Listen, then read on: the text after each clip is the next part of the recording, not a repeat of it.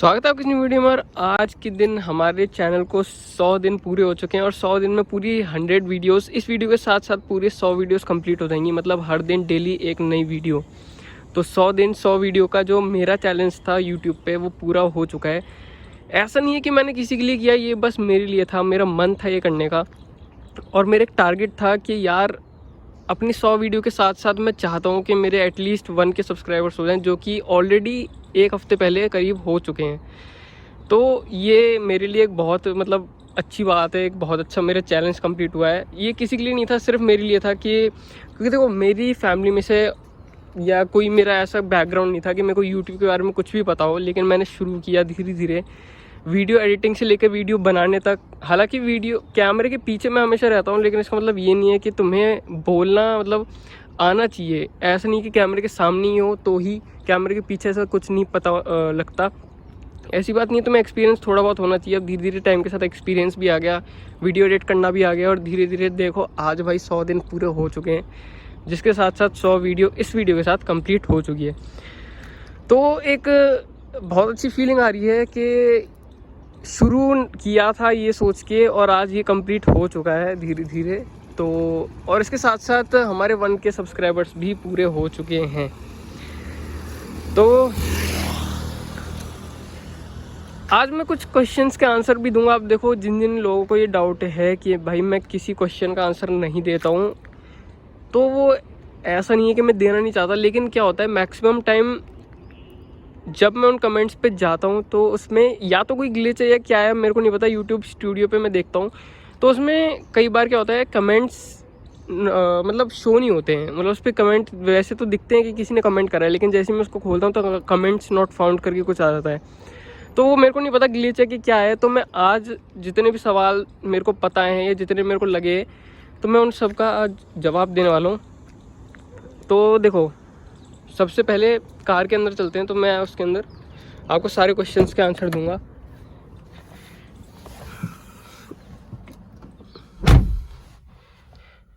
देखो, एक क्वेश्चन था, किसी ने पूछा था कि क्या आप घाटमपुर के रहने वाले हो। तो नहीं, मैं घाटमपुर का नहीं रहने वाला, मैं नोएडा यूपी से हूँ, नोएडा में रहता हूँ मैं।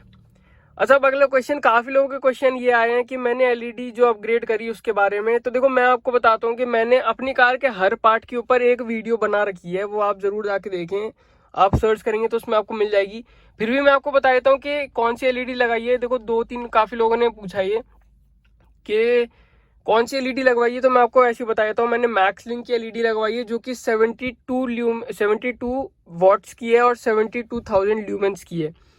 ठीक है, बाकी टेक्निकल टर्म्स ल्यूमेंस वगैरह वो मैंने उसमें ऑलरेडी डिस्क्राइब कर दिए हैं, तो उसकी आप टेंशन में लीजिए। आप वीडियो पूरी देखिए, आपको सारी इन्फॉर्मेशन मिल जाएगी। ये मैंने 4,000 रुपये की लगवाई थी इसमें। अगला जो एक क्वेश्चन है जिसके ऊपर मैंने वीडियो बना रखी है, वो है टायर प्रेशर। तो टायर प्रेशर मैं आपको इन शॉर्ट बता देता हूँ। ये देखो, यहाँ पर भी इंफॉर्मेशन दी गई है, ये सारी इन्फॉर्मेशन मैं आपको इन शॉर्ट बता देता हूँ। 32, 33, 34 और 35, मतलब 32, 33, 34 और 35, ये आपकी कार के लिए जो है टायर प्रेशर, ये आइडियल टायर प्रेशर होता है। इससे ना कम ज़्यादा जाना चाहिए ना ज़्यादा जाना चाहिए। तो ये भी एक सवाल हो गया।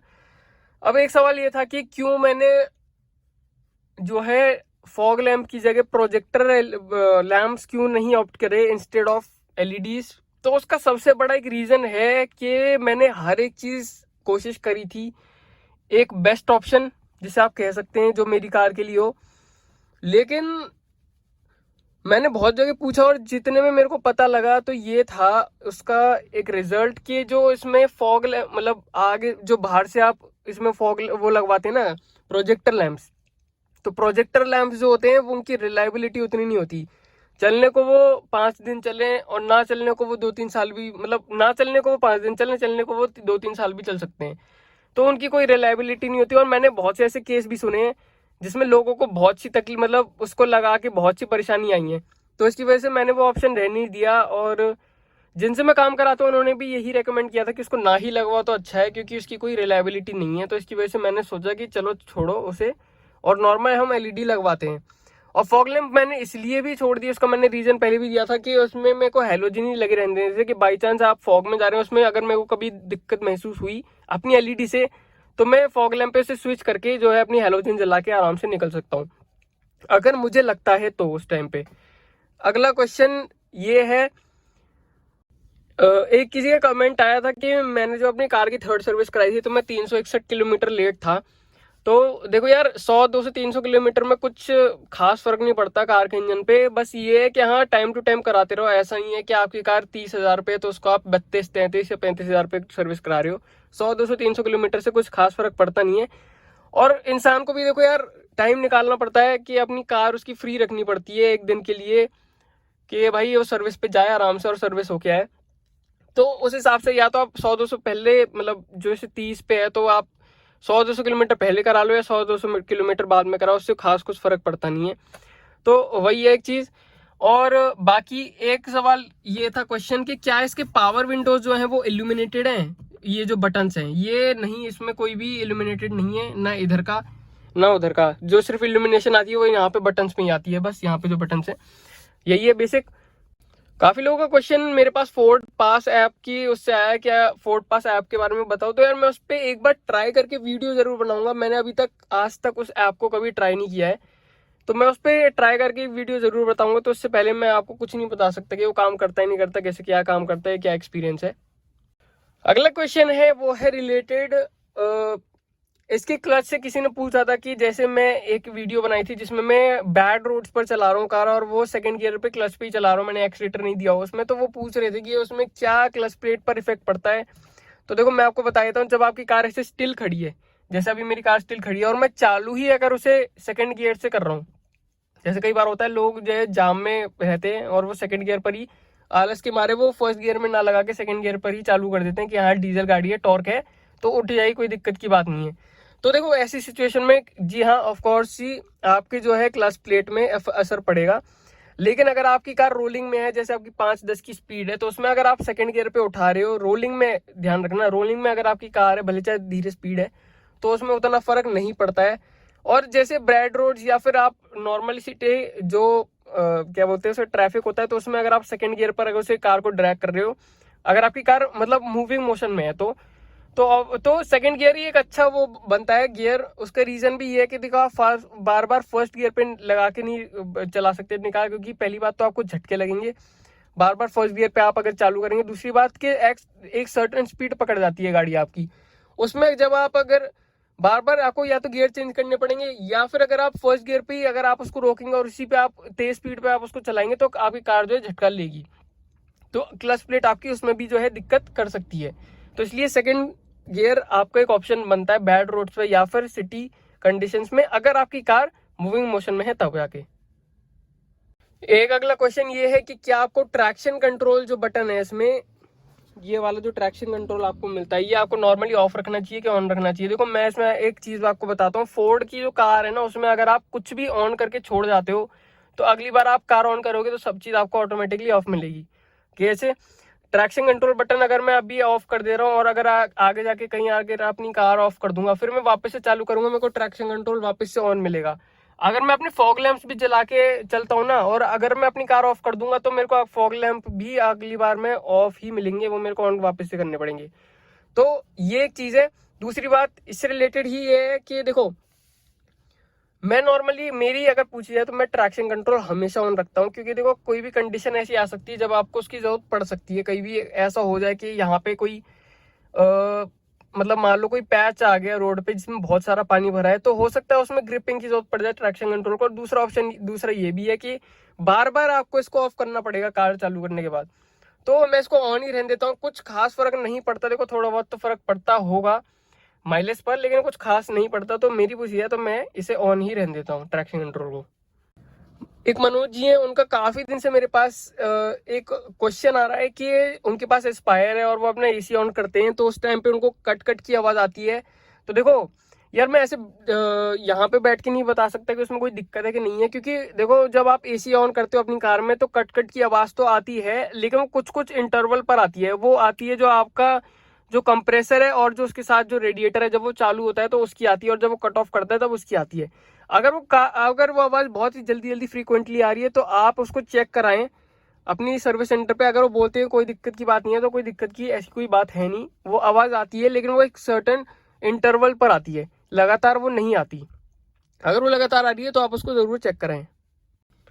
एक किसी का क्वेश्चन था कि इसकी टॉप स्पीड क्या है, तो देखो टॉप स्पीड मैंने कभी ट्राई नहीं करी है, लेकिन मैंने 170 तक इसको चलाया है और आराम से जाती है। तो इतना तो मैं आपको बता सकता हूँ कि 160 170 तक तो ये जाती है। अब अगला सवाल ये है, बहुत लोग ये पूछ रहे थे कि इसका पेट्रोल इंजन कैसा है। देखो अब तो फोर्ड की कंपनी बंद हो गई, लेकिन आपके इन्फॉर्मेशन के लिए बता देता हूँ कि इसका जो पेट्रोल का इंजन था 1.2 लीटर का ड्रैगन सीरीज इंजन आता था और 1.5 लीटर का डीजल इंजन, दो ये इंजन आते थे। दोनों ही बहुत अच्छे हैं, बहुत ही अच्छी परफॉर्मेंस है इनकी। तो इन शॉर्ट दोनों इंजन बहुत अच्छे हैं। फिर से एक एलईडी का क्वेश्चन। एलईडी देखो इसकी लाइट कम थी, इसका थ्रो कम है, तो इसकी वजह से मैंने एलईडी में चूज किया इसको। और उसकी परफॉर्मेंस अभी तक तो हाल फिलहाल अच्छी चल रही है। मैक्स लिंक की एलईडी है 72 वॉट की, 7200 ल्यूमेंस की। और अगला क्वेश्चन मैं आपको बताता हूँ।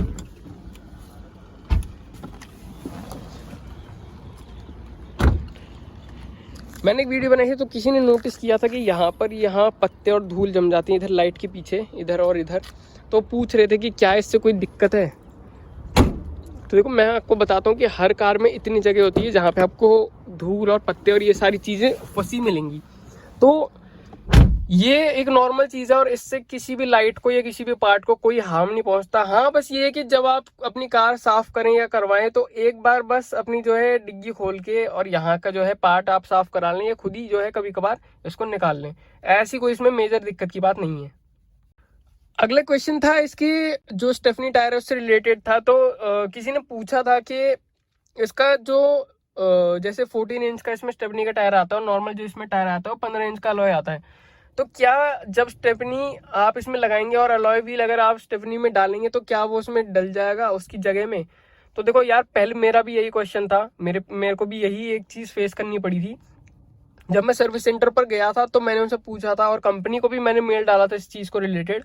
तो उन्होंने बोला था कि इस जो जगह है जो स्पेयर व्हील की इसमें जगह दी रखी है उसमें नॉर्मल आपका टायर 15 इंच का फिट हो जाएगा। मैंने कभी पर्सनली नहीं फिट किया तो मैं इतनी गारंटी आपको नहीं दे सकता, लेकिन हाँ उसमें जो बोला था उसके मतलब कंपनी की तरफ से जो रिस्पॉन्स आया उसमें फिट हो जाएगा। बाकी आगे कभी होगा तो मैं आपको ज़रूर बताऊंगा।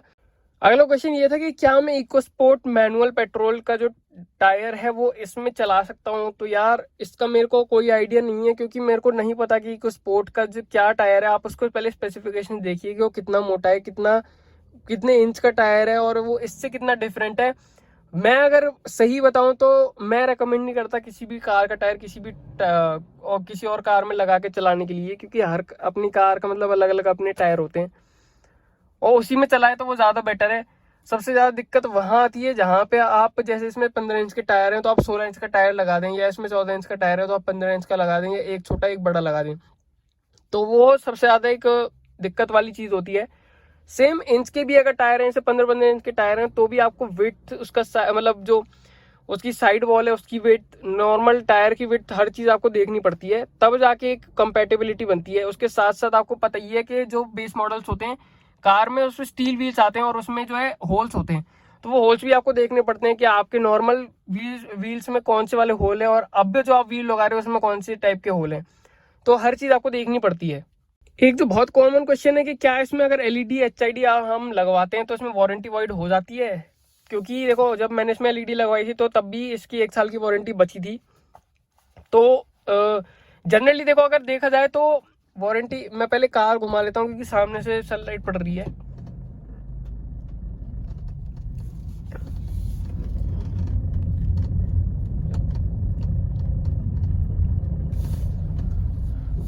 अब देखो मैं आपको बताता हूँ, जनरली अगर केस देखा जाए तो वारंटी वॉइड नहीं होती जब तक कि आपकी नॉर्मल कार में या कार की किसी भी वायरिंग में कटिंग ना हुई हो।